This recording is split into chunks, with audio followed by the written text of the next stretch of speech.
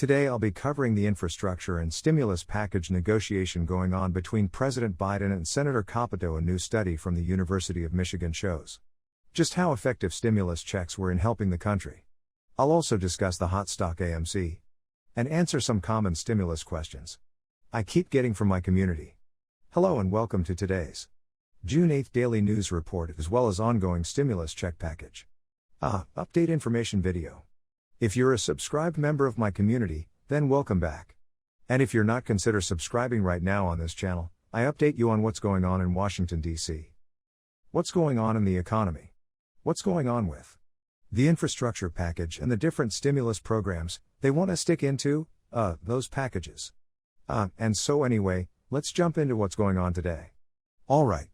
Now, remember, if you see this face asking you to text about money, taxes or investment that is a scammer, please ignore or report them. Also make sure to sign up for the subscriber appreciation giveaway Casey and I are doing to help people in our community win one of these amazing hats. Or $300 in cash. So there's going to be hot winners and there's going to be cash winners. As I know that there are still many in the community that are struggling with paying bills or putting food on the table.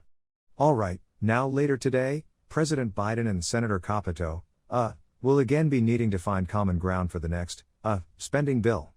It's likely going to be lumped into one big bill.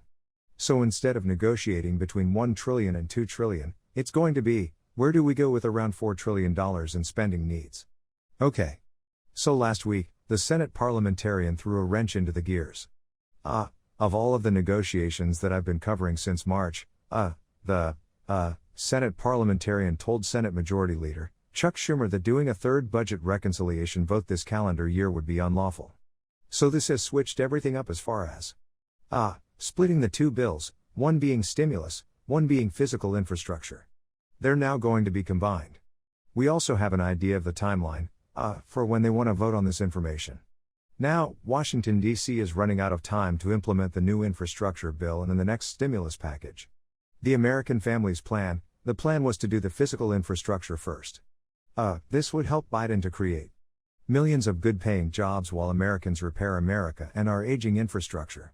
The next plan was to move on to the stimulus package, the American Families Plan, where Democrats have been very clear that they flat out want this to be social infrastructure reform. So they want this entire plan to be about changing or improving social safety net programs. This is where the 80-plus members of Congress want to add a fourth stimulus chip. However, with the economy improving, some are questioning whether a fourth stimulus check is needed.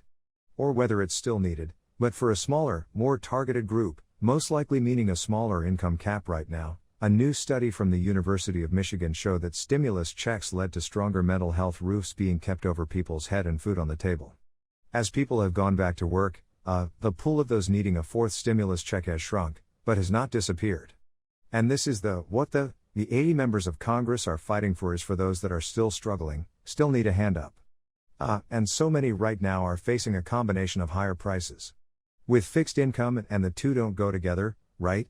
If you're living on $1,000 a month with Social Security, or just over $700 with SSI, having the price of food and other goods go up 4 to 10% really eats into your budget.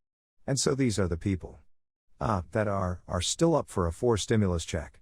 Again, I don't know the income cap that they'll place or whether they'll place one at all, but this is just me kind of thinking through things as I've been researching. Now, according to the study, food instability fell by 42%. Financial instability fell by 43% and anxiety over money fell by 20%. So some of the 80 in Congress wanting a forced stimulus check are pointing to this very data saying that, yes, we need to continue our focus of creating jobs. But we also need to make sure that we don't leave behind those that are still struggling. All right, now talks between President Biden and Senator Capito will happen today. And then President Biden is off to England to meet with the Queen. The White House has announced that someone close to the president will continue to communicate with Senator Capito, but nobody was officially named senator. Capito said if Biden won't accept her ideas, then there isn't much she can do about it. He's the president. So basically she's saying, listen, we're presenting our best ideas, but at the end of the day, President Biden is going to have to make a decision on infrastructure stimulus checks, and what goes into the next stimulus package. Now, Senator Dick Durbin of Illinois said it is time to walk away from these discussions and pass the bill on their own. So basically he's advising President Biden to not meet with Senator Capito anymore.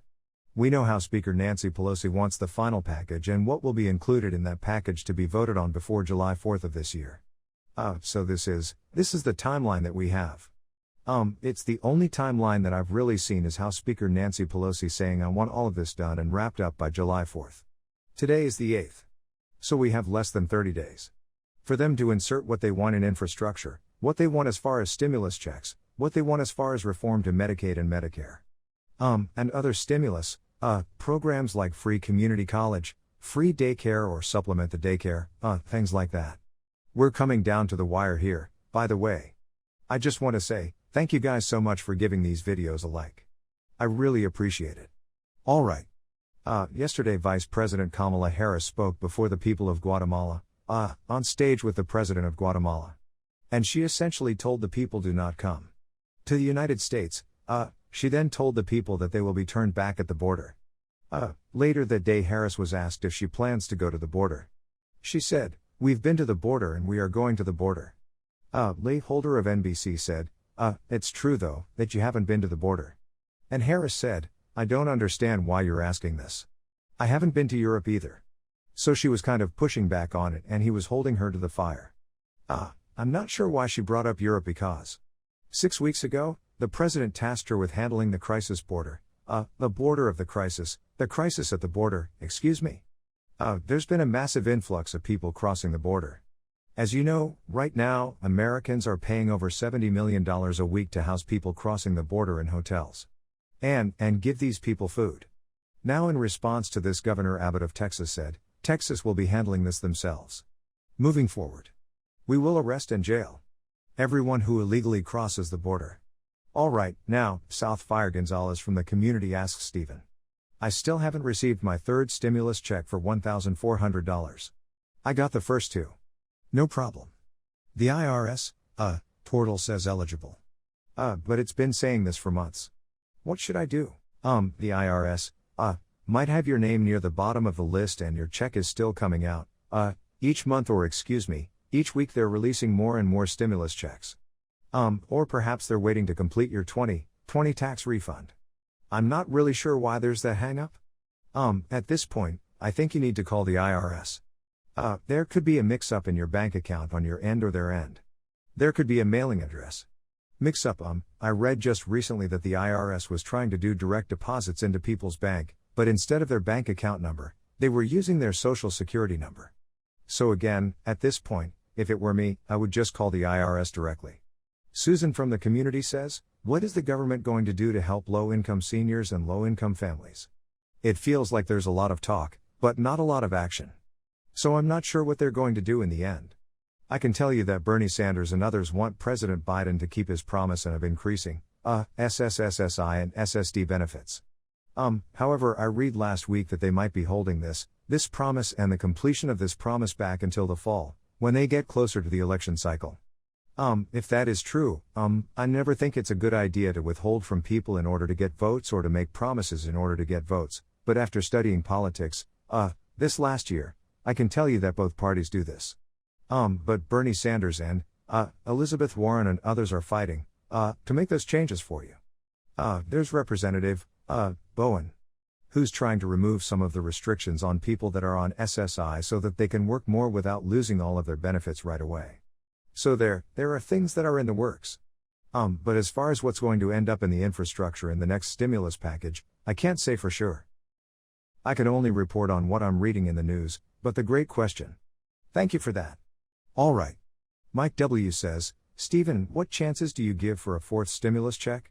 I'm not a gambler or the mafia running a gambling house or anything like that.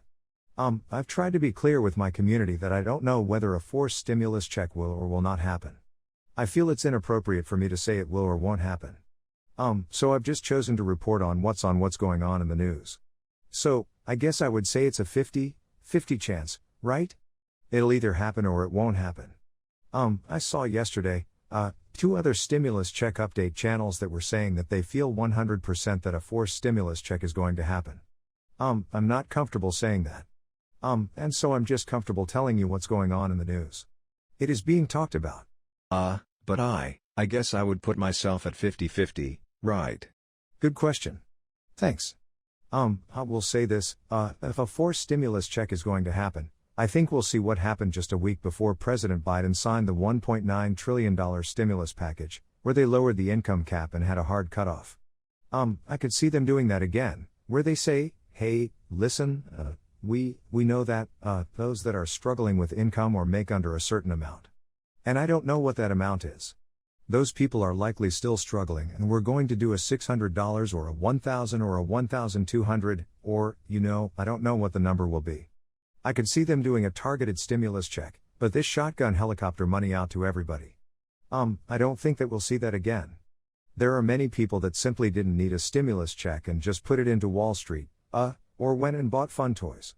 And that does help the economy, but it doesn't help the people that are struggling to put food on the table.